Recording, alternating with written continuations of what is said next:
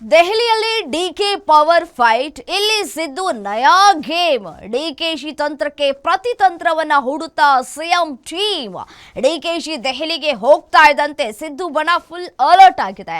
ಇವತ್ತು ಸಿಎಂ ಆಪ್ತರ ಸಚಿವರಿಂದ ಸಾಲು ಸಾಲು ಮೀಟಿಂಗ್ಗಳು ಕೂಡ ಆಗತ್ತೆ.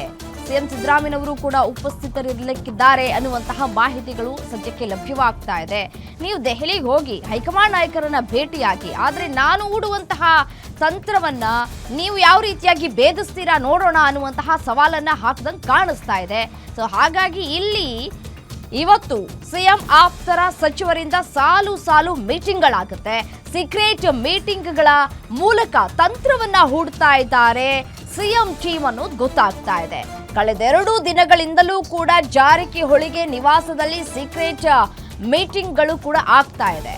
ಸೊ ಹಾಗಾಗಿ ಪರಮೇಶ್ವರ್, ಜಾರಕಿಹೊಳಿ, ಬಿಕೆ ಹರಿಪ್ರಸಾದ್ರಿಂದ ಸಭೆ ಮೇಲೆ ಸಭೆ ಮಾಡುವುದು, ಚರ್ಚೆಗಳು ಮಾಡುವುದು, ಏನು ಮಾಡಬೇಕು ಅನ್ನುವಂತಹ ಕುರಿತು ಚರ್ಚೆಗಳು ಆಗ್ತಾ ಇದೆ. ಸುಮಾರು 1 ಗಂಟೆಗಳ ಕಾಲ ಸಭೆಯನ್ನು ನಡೆಸಿದ್ದಾರೆ ನಾಯಕರು.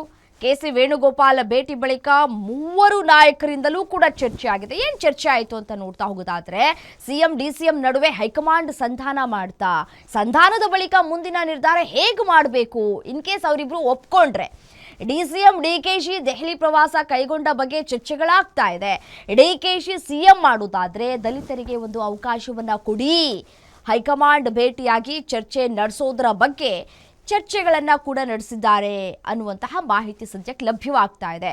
ಇವತ್ತಿನ ಸಭೆ, ಇವತ್ತಿನ ಸಚಿವರುಗಳ ಭೇಟಿ ಕುತೂಹಲಕ್ಕೂ ಕೂಡ ಕಾರಣವಾಗ್ತಾ ಇದೆ.